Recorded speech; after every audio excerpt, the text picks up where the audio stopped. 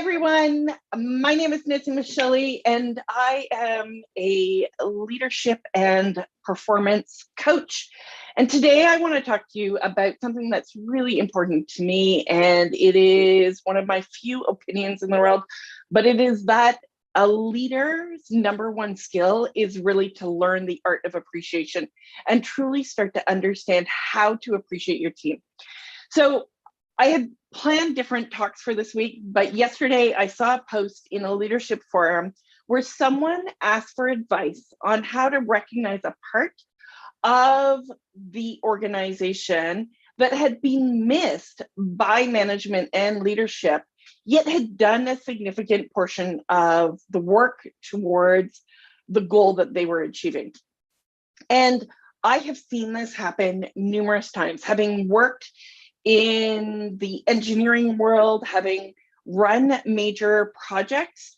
I have seen examples where companies will provide, for example, engineering houses, money to recognize and create recognitions for the people on the team.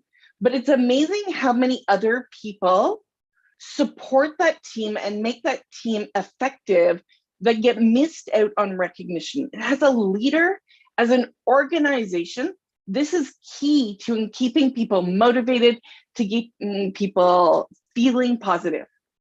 And I want to give you like an example of this that actually comes from Ed Catmull, who is with PIXAR. He's one of the top dogs over at PIXAR.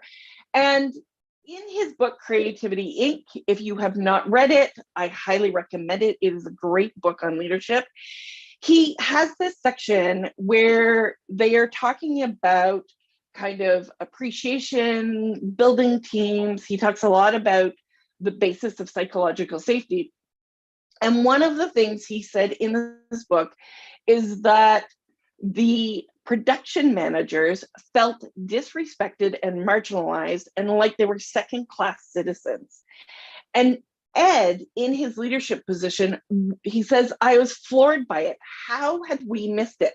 How had we missed a portion of the staff, a portion that's really important, that keeps the project on track in the building of Toy Story. And so they went as an organization and started to work and resolve this, because it doesn't matter if these people work in the accounting group or they work behind the scenes doing administrative activities, or maybe they are keeping other parts of your clients satisfied so you can have a rock star team over to this other side doing really good stuff that end up getting the recognition.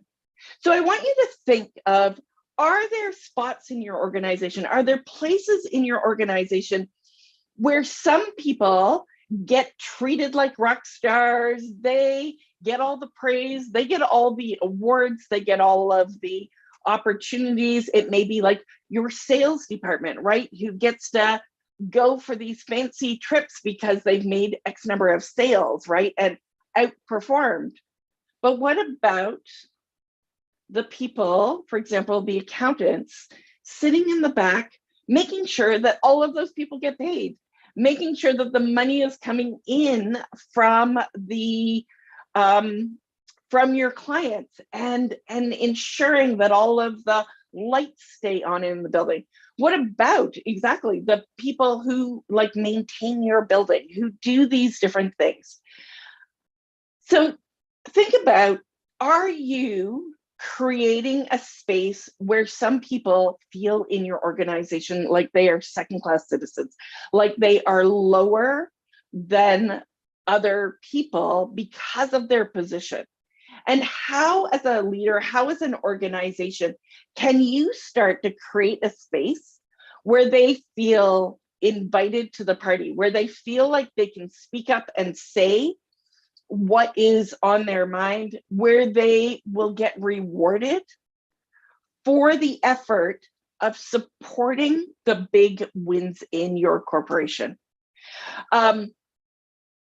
PIXAR is a great company, and that's why I love the book Creativity Inc. And if you get a chance to read it, they go really, really deep into these different ways to create space that is psychologically safe, that engages organizations to perform at the best.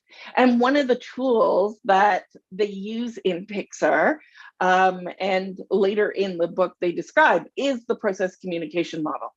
And what is great about the process communication model, especially if you're a leader trying to figure out how to show appreciation, is that when we start to evaluate people using the PCM method, you learn techniques and you learn how people like to be appreciated.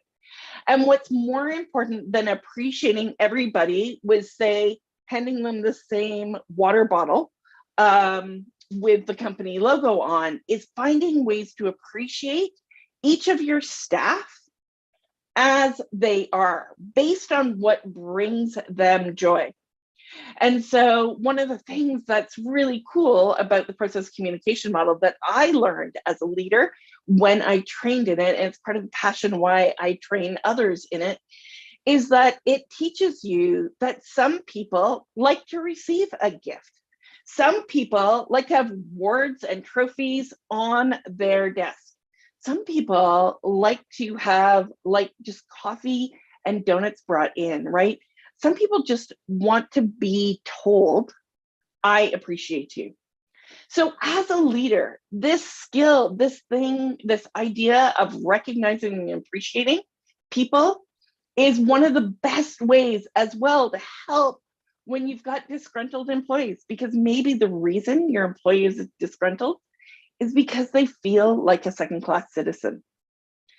So I want you to take today, and I want you to go find people in your organization who support you, who support your team, and make an honest effort to go acknowledge them and appreciate them for the work that they do.